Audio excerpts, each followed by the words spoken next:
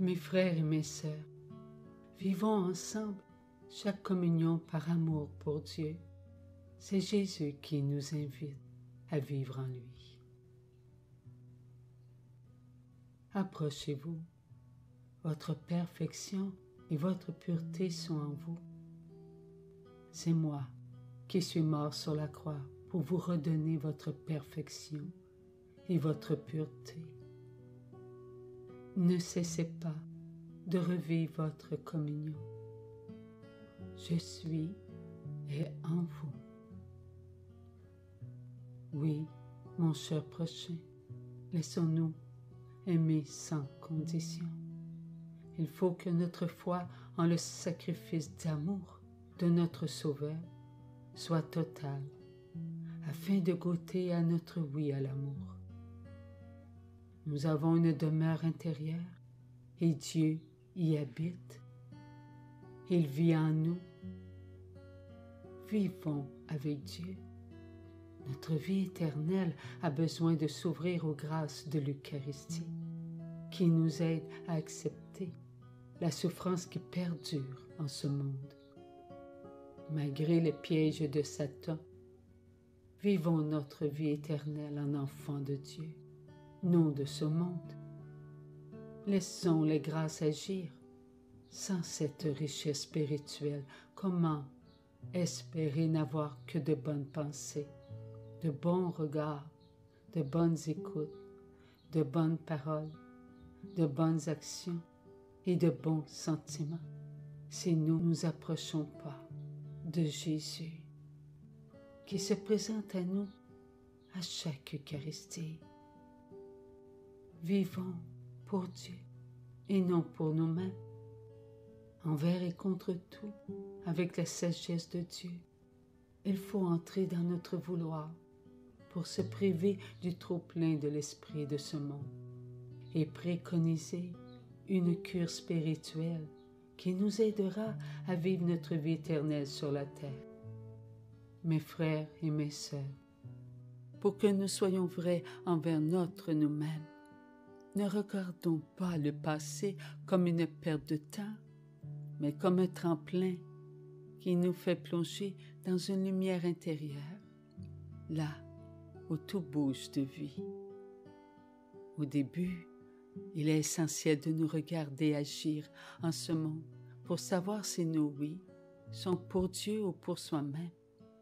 Et ce n'est qu'avec la présence eucharistique qui nourrit notre corps et notre sang, ainsi que la prière que nous y arriverons. Oui, ce sont les grâces de Dieu qui se laissent goûter, qui nous rendent vrais.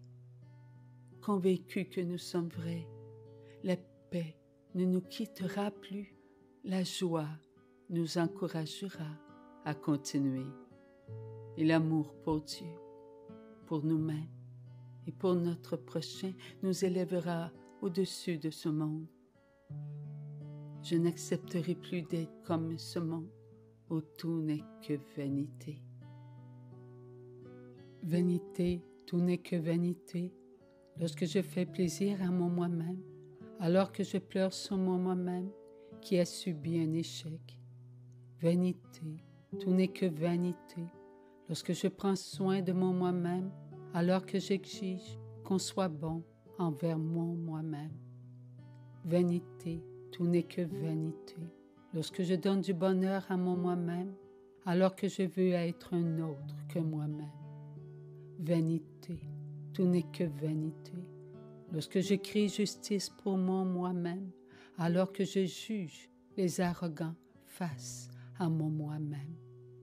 Vanité, tout n'est que vanité, lorsque j'ouvre mon moi-même à un monde d'amour, alors que je nourris mon moi-même d'inquiétude.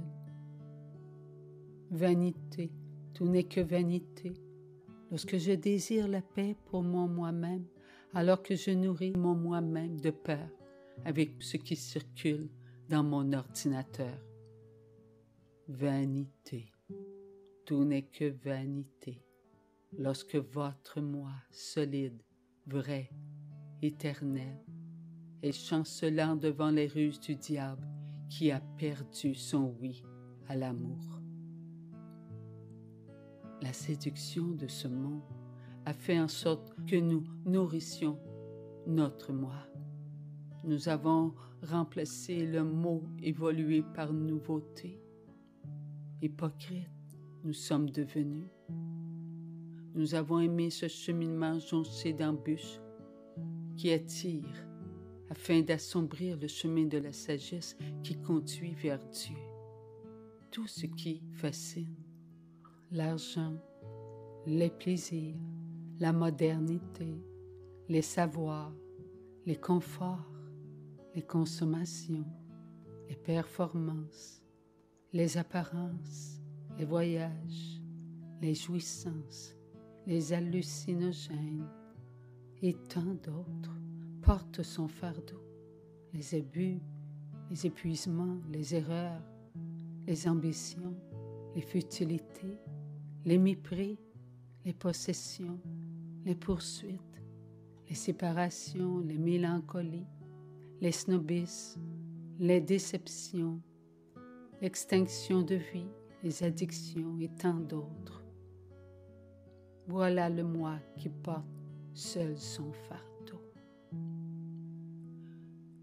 Oui, Jésus a dit, et encore aujourd'hui, il nous dit que le suivre n'est pas facile. Rappelons-nous les paroles de l'un de ses apôtres. Là où tu vas, Seigneur, permets que je te suive. Et Jésus, lui, fait savoir que le suivre n'est pas facile. Je n'ai pas d'endroit où reposer ma tête. Sa parole nous fait réaliser que là où nous avançons, nous rencontrons des difficultés. Oui, il y a les pleurs, les inquiétudes, les misères, les maladies, les humiliations, les calomnies, les déceptions, les conflits. Mais avec les grâces de Dieu, nous les surmontons. Humble et doux de cœur, Jésus a servi son prochain. Il nous a montré comment nous maintenir vrais afin de s'aimer et d'aimer les autres. C'est dans l'amour, mes frères et mes sœurs, que nous apprenons à être nous-mêmes afin de servir notre prochain. C'est avec amour que nous faisons des sacrifices qui nous font avancer vers un monde meilleur. C'est avec l'amour que nous serons un seul peuple pour la gloire de Dieu. Lorsque Jésus reviendra dans toute sa gloire, nous aurons en nous les paroles qu'il a dites. Tout ce que vous avez fait au plus petit d'entre les miens, c'est à moi que vous l'avez fait. Entrons dans ces paroles. Je suis venu pour servir et non pour être servi. Et Jésus a osé dire, rendez à César ce qui est à César et à Dieu ce qui est à Dieu. N'oublions pas le piège caché sous cette question. Est-il permis de payer l'impôt à César? La réponse de Jésus nous montre la sagesse du Père, ce qui veut dire que tout ce qui vient de ce monde n'est pas nécessairement mauvais pour nous, mais n'entrons pas la tête basse dans tout ce que ce monde veut nous faire connaître. Soyons humbles et petits. Les grâces de Dieu nous aideront à être prudents. Ce monde ne peut nous montrer que ce qu'il a découvert. Et ce qu'il a découvert vient à partir de ses propres recherches. Et ces recherches ont enrichi leurs propres connaissances. Si ces connaissances sont mises à notre disposition, afin de nous apporter du bon, rendons grâce à Dieu, puisque tout ce qui est bon vient de Dieu. Mais si leurs connaissances ne servent qu'à enrichir leurs propres connaissances, qui ont pour but d'agrandir leur pouvoir de contrôle, ce qui veut dire leur connaissance en premier et nous après, puisque c'est nous qui servirons à expérimenter leur recherche. Cela ne peut être bon que pour ce monde, pas pour nous qui voulons servir Dieu en premier. Comment pouvons-nous servir notre Dieu à travers l'amour que nous devons avoir envers notre prochain si le but de leur recherche n'est pas de servir le prochain en premier? Dieu premier servi, après nous et ensuite notre prochain. Ce monde célestial énuqué par l'esprit de ce monde. Encore à nous de répondre avec une authenticité vraie, sans détour. Vivre comblé dans un monde où l'amour n'avait pas sa place dans les recherches évolutives, qui ne nourrissaient qu'un idéalisme mondial. Comment est-ce possible? Sachons que dans tout domaine, l'évolution au passé s'est nourrie d'elle-même par ces connaissances qui, au fil des temps, se sont transformées en de nouvelles connaissances qui, à leur tour, ont dû montrer leur efficacité afin d'aboutir à de nouvelles connaissances. Par conséquent, qui sert qui? L'évolution de ce monde ne peut nous faire avancer vers un monde d'amour, puisque le monde d'amour n'est qu'en Dieu. Et ce n'est que par Dieu que nous le connaîtrons. Je suis le chemin, la vérité, la vie éternelle. Soyons persuadés que c'est Jésus qu'il faut suivre par amour, non par intérêt personnel. Oui, s'il en était ainsi, cela voudrait dire qu'on aurait en nous le besoin de vivre éternellement pour nous-mêmes, non pour la gloire de Dieu. Nous serions comme ces hommes et ces femmes qui cherchent par clonage d'embryons humains une race sans maladie, au risque de mettre leur expérience au-dessus d'eux. N'ayons pas peur de la vérité, car en nous maintenant dans la vérité de Dieu, nous nous échapperons de la fausse vérité venant de l'esprit de ce monde. Ainsi, notre humble comportement témoignera que nous sommes de Dieu, pas de ce monde. Non, pas de ce monde. Jésus est en nous. Il est toujours près de nous. Et il nous protège contre le rôdeur qui, lui, veut que nous fuyions loin de Jésus.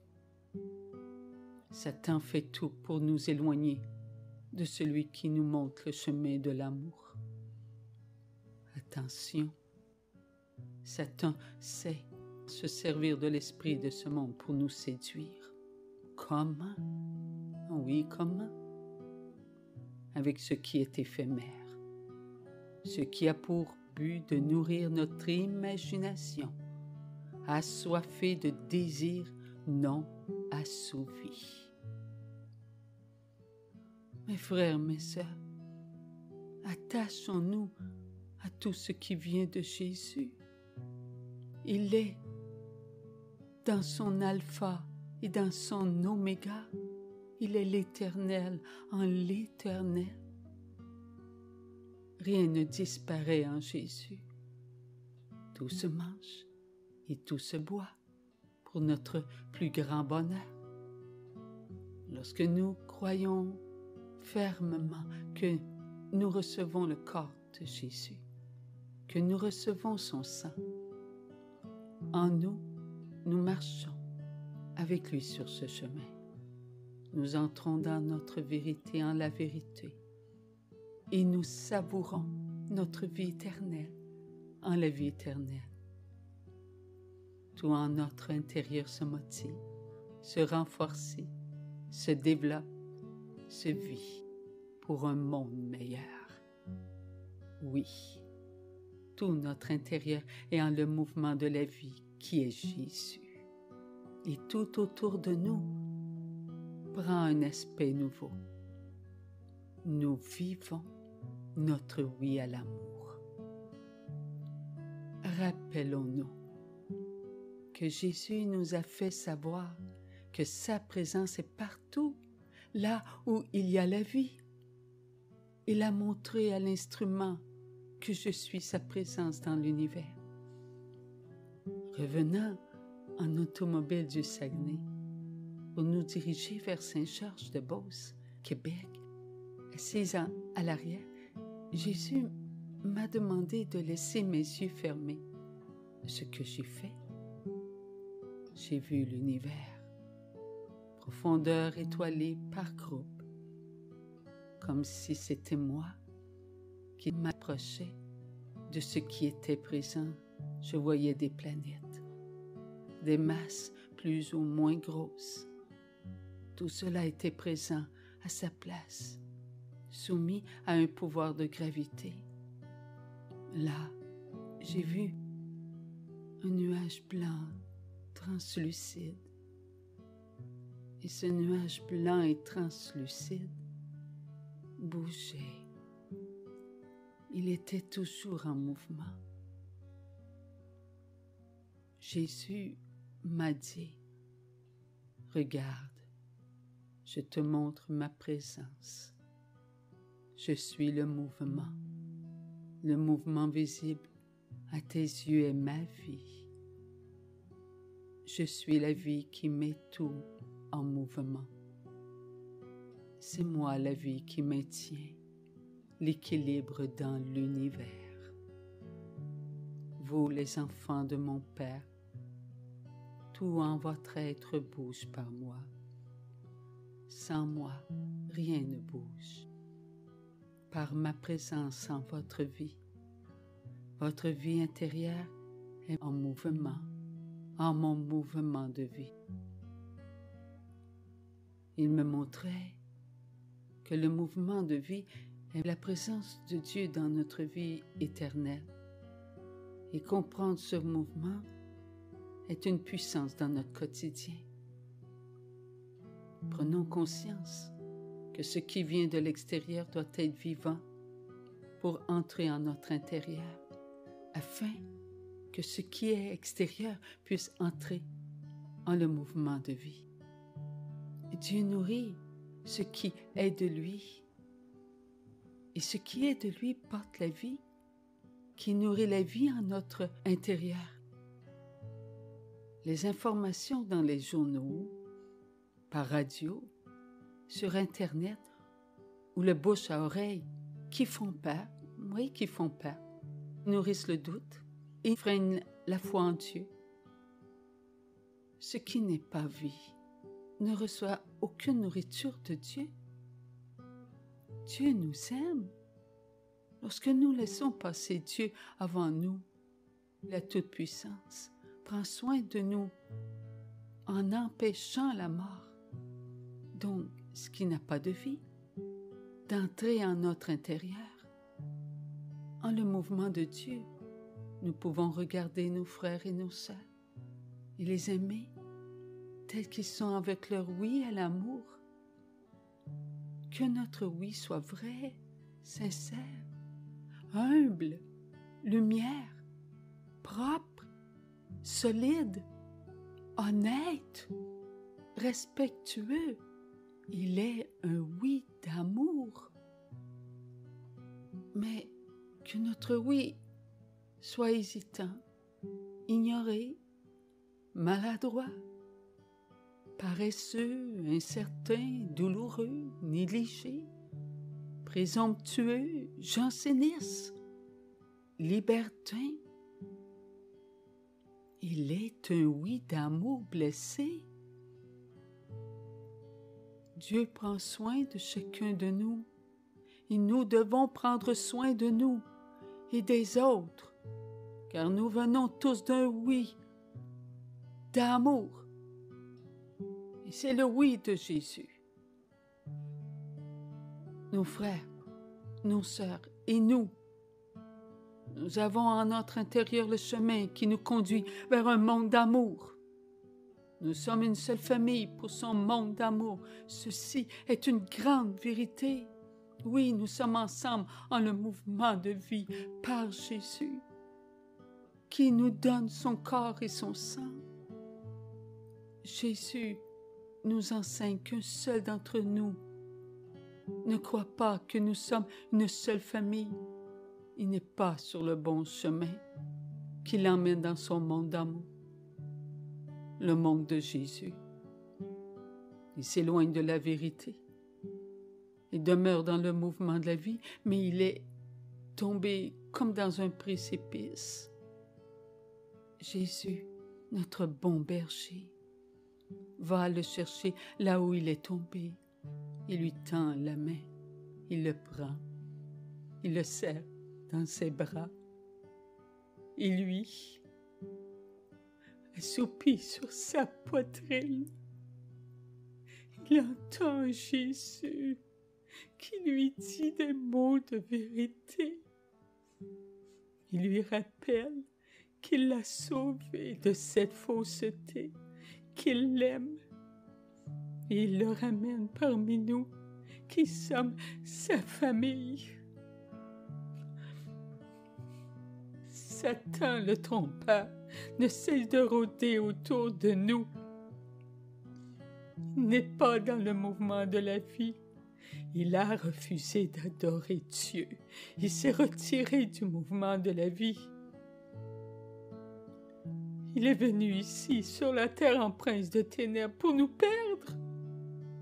Il veut nous amener à connaître des souffrances. Donc ce qui n'est que mensonge, que fourberie, que noirceur, que peur, pour nous amener vers ce qui n'a pas de vie, mais une odeur de mort. Ressentant en notre intérieur la souffrance de notre âme, Satan veut nous faire goûter à ce qu'il est, le rien. Nous souffrons parce que nous sommes vivants. Où est ma place? Où est mon amour pour Dieu? Il aime faire souffrir les âmes des enfants de Dieu sur la terre, car en nous éloignant de Dieu, notre âme ne peut donner à la chair et à notre matière les grâces qu'elle reçoit de Dieu, et elle en souffre. Et nous, tout en Dieu aussi. Si cette souffrance pernicieuse persiste, nous, les enfants de Dieu, risquons de condamner notre âme à subir les souffrances de l'enfer sur la terre. Comment? Satan ne veut pas que nous ressentions la miséricorde de Dieu, mais la peur d'être jugés comme étant des incapables à suivre les commandements de Dieu. Et nous, sentant coupables, nous nous éloignons de notre religion et notre âme souffre. Satan se sert de la douleur ressentie en nous pour nous maintenir loin des grâces de Dieu. Mais nous savons que ce que nous faisons est mal, car au plus profond de nous, nous continuons d'aimer Dieu et nous ne voulons pas d'autre Dieu. Étant donné notre vouloir d'être un soi petit peu heureux sur la terre, nous cachons en notre nous-mêmes cette souffrance et nous ne ressentons pas notre oui à l'amour. Par conséquent, notre puissance en notre oui à l'amour dont nous avons tant besoin en ce monde, où les bouleversements mondiaux sont multiples, où notre vie familiale, sociale est chamboulée, nous ne la ressentons pas, cette puissance, notre puissance. Et Satan, sans cesse, fait souffrir notre chère âme. Ce n'est que par les grâces que que notre âme, que nos pensées, nos regards, nos écoutes, nos paroles, nos actions et nos sentiments sont dans la puissance de notre oui. Car sans ces grâces, qu'adviendra-t-il de notre oui? Elles nous viennent du oui du Père, du oui du Fils et du oui du Saint-Esprit qui ne font qu'un seul oui. Quelle puissance que le oui de Dieu, qui contient tout ce dont nous avons besoin pour vaincre la peur. Aidons-nous les uns les autres, afin que chacun puisse ressentir la miséricorde du Père. Commençons par soi-même. Notre oui à l'amour nourrit notre propre miséricorde envers nous-mêmes, ce qui est important pour notre prochain. Il faut ressentir notre miséricorde, enveloppée de la miséricorde miséricordieuse de Dieu le Père, pour pouvoir nous pardonner, de n'avoir pas assez donné de nous-mêmes. Oui, lorsque nous regrettons d'avoir offensé notre Père, nous voulons aller jusqu'au bout de notre repentir en allant à la confesse. Et c'est à partir de cet instant que s'ouvre une lumière en notre intérieur. Nous aimons nous regarder, pardonner par notre nous-mêmes, pour découvrir que nous aimons notre prochain comme nous-mêmes. Ne doutons pas que notre âme a reçu de Jésus lui-même la grâce de la rédemption. Quelle joie de reconnaître que le oui du Fils uni au oui du Père et au oui du Saint-Esprit nous fait ressurgir de notre intérieur notre oui à la vie éternelle. Oh, quel bonheur de reconnaître que le danger de dire non à l'amour n'est plus possible. Oh, youpi! Nous avançons. Oh, attention, ne nous endormons pas. La malice de Satan a été si subtile que nous avons tous tombé dans ses pièges. Oui, l'hypocrisie, le mensonge, l'orgueil, le jugement, la paresse, la gourmandise, l'arrogance, l'érotisme, le viol, le vol, la trahison, les ruptures, la colère, l'envie, la jalousie, tant et tant d'autres sont connus de notre chair.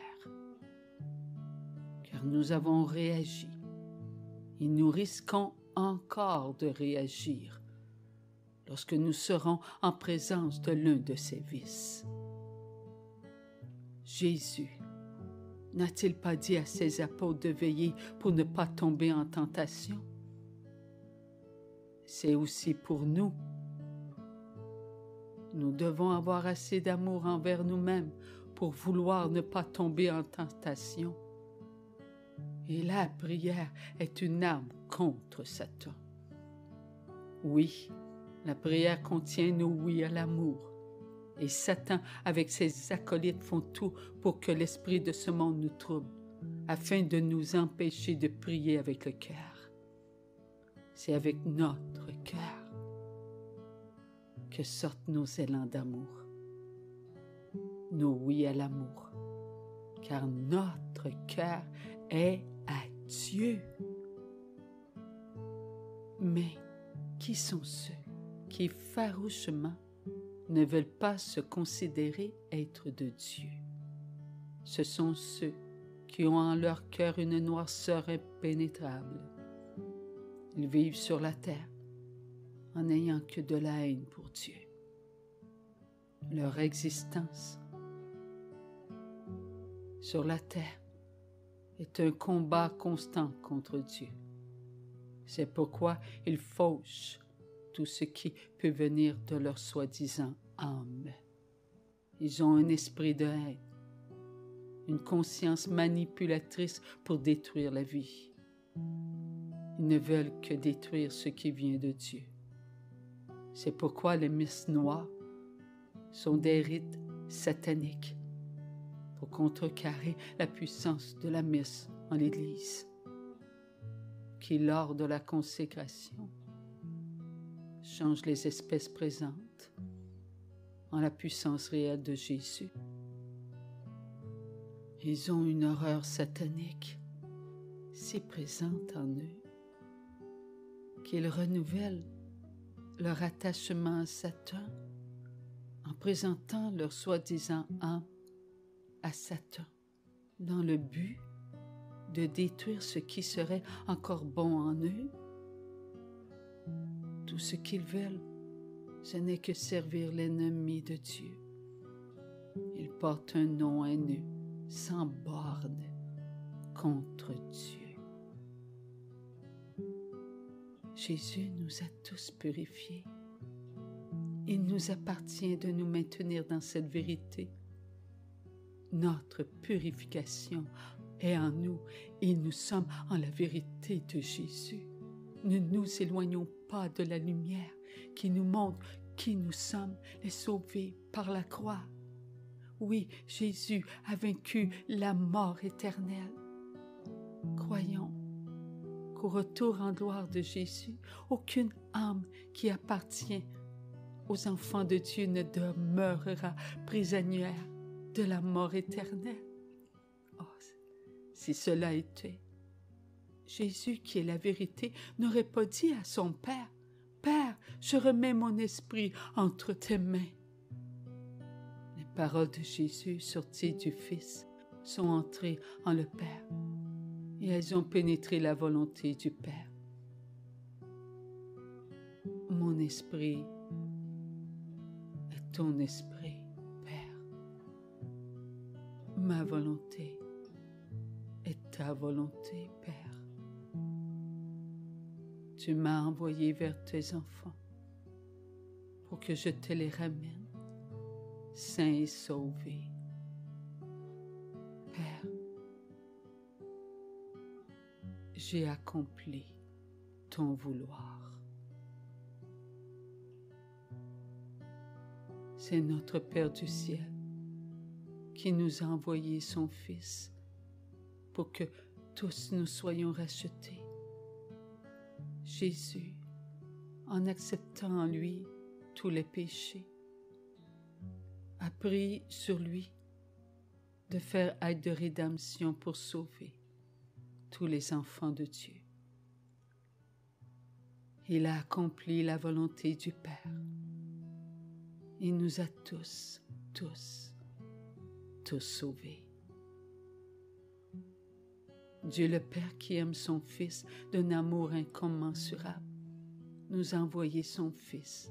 Et Dieu le Fils qui aime son Père avec le même amour a quitté son Père pour nous guérir, nous libérer et vaincre la mort éternelle. Qui peut entrer dans ce grand mystère d'amour? Personne. Demandons au Saint-Esprit et à Maman Marie que notre amour soit un tant soit peu semblable à l'amour du Père et du Fils, que nous goûtons à l'Eucharistie, ce qui nous amènera à nous aimer réellement. Dieu le Père nous veut en son amour inconditionnel, pour nous montrer que seul son amour nous a monté plus haut que les anges déchus. Dieu le Fils, par sa mort triomphante sur la mort, oui, sur le mal qui sont ses anges déchus, nous demande de nous aimer comme il nous aime. Vivons sa parole. Il n'y a pas de plus grand amour que de donner sa vie pour ceux qu'on aime. Jésus dit en chacun de nous. Je vois ta vie purifiée, elle est en toi, là où je suis. Je l'avais prise en moi et je te l'ai redonnée. Aujourd'hui, elle contient l'amour qui t'appartient parce que je te l'ai gagné. Reconnais-toi être amour envers toi-même et maintiens-toi en ton toi-même avec moi et tu ne pourras qu'aimer être avec tes frères et tes sœurs en tout temps, alors qu'ils n'utilisent pas la puissance de leur oui à l'amour.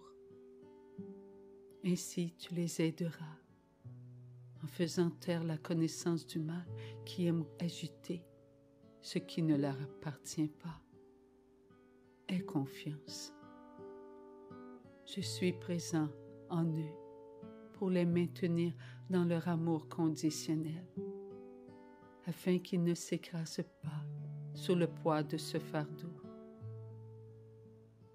Toi, mon enfant, prends une petite part de leur fardeau et mets tes pas en mes pas et suis-moi. Leur fragilité est si présente en leur intérieur. Alors, sache qu'ensemble, toi avec eux et eux avec toi dans la paix, vous recevez des forces par moi qui suis la présence, la toute-puissance.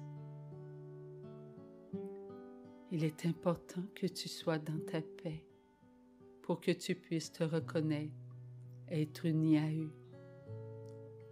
Accepte que toi et eux, vous ne faisiez qu'un dans la souffrance. Sans la peur de souffrir, tu pourras les regarder avec ton regard intérieur.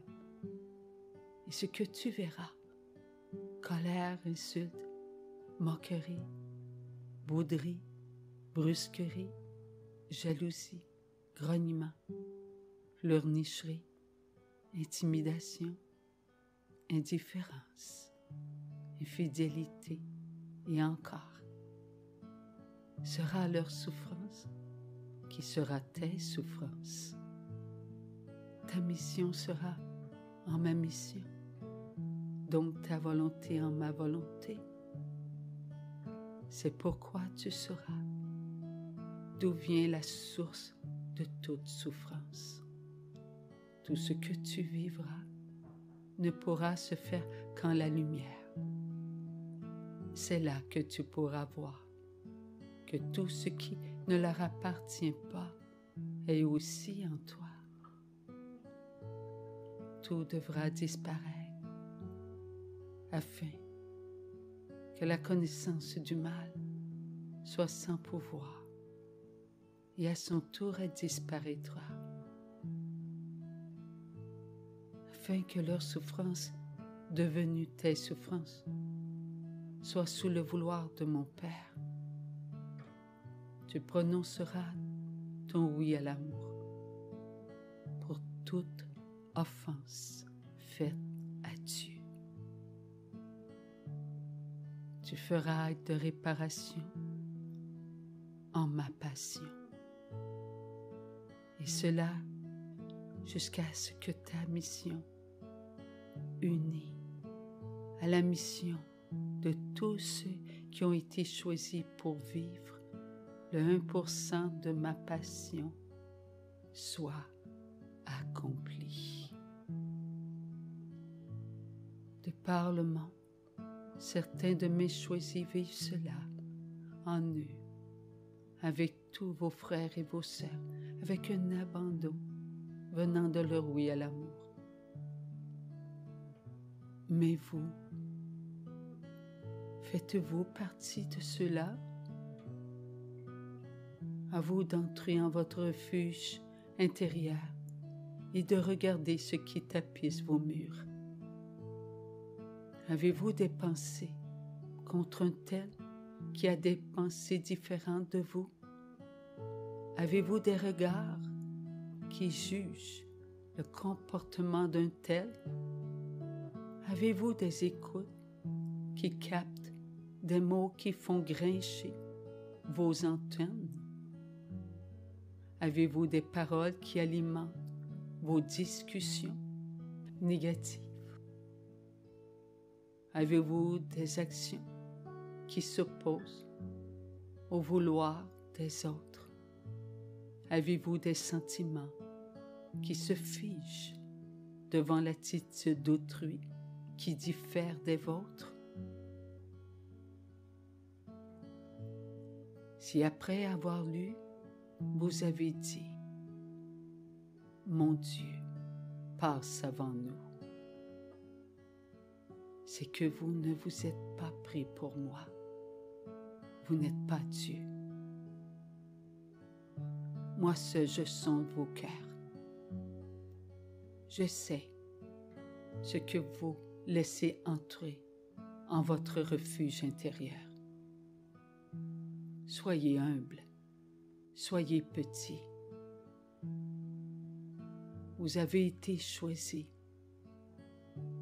pour vivre le 1% de ma passion. Il y a une force extérieure qui vous amène à vouloir vivre votre vie extérieure avec ce que l'esprit de ce monde circule, plus qu'avec la paix en votre vie intérieure. Mes enfants, pourquoi? Parce que la connaissance du mal qui agite ce qui ne vous appartient pas et qui est en vous maintient votre oui à l'amour faible. Vous savez que le mal est contre vous et vous lui répondez par des œuvres maudites. Et ces œuvres sont des non à l'amour. Où est votre oui à l'amour, mes enfants? Où est votre place? En votre refuge intérieur ou dans ce monde qui vous contrôle avec tout ce qu'il véhicule? Ma mère ne vous a-t-elle pas parlé de la sagesse? Ne vous a-t-elle pas parlé de la peur qui circule en ces temps? Extrait de l'écrit l'année 2021, votre sagesse en ma sagesse. L'avez-vous bien compris? Mes petits enfants d'amour, est-ce que maman va répéter ce qu'elle vous a demandé? Si vous vous nourrissez de ce qui vient de l'esprit de ce monde, vous allez vous perdre, mes petits enfants. Les nouvelles, que ce soit dans les journaux, radio ou sur Internet, d'un tel ou d'un tel, qui répète ce que l'esprit de ce monde a comme enseignement, instruction, nouvelle, se perd. Mais choisi, c'est vous-même qui donnez la première place à la peur en vous nourrissant de ce qui vient du trompeur, qui lui se sert des enfants de Dieu apeurés pour faire taire votre foi. Les révoltes, les meurtres, les contrôles, les suicides, la soi-disant puce dans les vaccins contre le COVID et bien d'autres sont des conséquences de la peur et vous n'y voyez rien. À chaque fois que vous vous laissez instruire par ceux qui propagent la peur, vous devenez de plus en plus sourd aux demandes de votre maman du ciel. Vous devenez comme ceux qui ne voulaient pas me reconnaître, étant le Messie. Eux se laissaient nourrir par le doute, qui grugeait leur espérance du Sauveur, sur la terre. Ce n'est pas vous la sagesse, c'est Dieu. Dieu seul sait ce qui est bon pour vous. Laissez à Dieu ce qui est à Dieu. À moi de vous faire connaître ce qui veut s'ancrer profondément en vous comme étant une vérité. Il n'y a pas de plus grande fausseté que de croire que vous n'êtes pas capable de vous défaire de cette connaissance maladive qui agite ce qui ne vous appartient pas. Ce n'est que dans la paix que vous retrouverez la force qui est en votre amour pour dire à votre moi, laisse passer Dieu avant moi. Croyez en vous. Il y a en votre intérieur votre oui éternel qui est vivant. Mon instrument d'amour, vois-tu dans ta vie ce qu'il y a en ta vie sur terre? En la divine volonté, en sachant que nous, frères et sœurs, nous sommes ensemble, ma réponse est votre réponse. Seigneur mon Dieu, toi seul tu connais ce qui est en moi et qui me fait vivre avec toi dans mon quotidien, en ta vie éternelle. C'est toi la vérité qui ouvre ma pensée à ta vérité. Ainsi, mettre ma confiance en toi est pour moi une source qui abreuve mes oui à l'amour. Mes oui sont une force. Ainsi, je peux regarder mon prochain tel qu'il est et te remercier de t'être fait nous. Mes paroles peuvent-elles se comparer aux tiennes? Toi seul es le juge de mes efforts. Quand je souffre, mes actions s'harmonisent avec les tiennes, car je sens que tu vis en nous. Mes sentiments ne font qu'un seul sentiment, d'amour. Lorsque j'aime mon prochain comme toi, tu nous as aimés. Chaque jour, je découvre ma place parmi mes frères et mes sœurs. C'est toi, notre lumière. Ces paroles ne viennent pas de vous. Aucun ne peut les prononcer sans moi. C'est moi qui suis la vie éternelle, qui met dans votre oui à l'amour mon agir. Je ne cesse de donner mon corps qui nourrit votre corps. Je ne cesse de donner mon sang qui nourrit votre sang. Aimez-moi plus que vous-même. C'est ma vie qui nourrit votre vie, afin que votre vie qui est l'œuvre de mon Père demeure parfaite. Mes enfants, ne cessez pas de vouloir recevoir la vie éternelle. Vous n'êtes pas sur la terre pour ce monde. Vous êtes les vivants en ma vie. Hors de ma vie, vous n'êtes pas vie. Aujourd'hui comme autrefois, votre Père a toujours pris soin de votre vie éternelle. Parce que mon Père m'a donné en sacrifice, votre vie a repris son cours en le mouvement de la vie.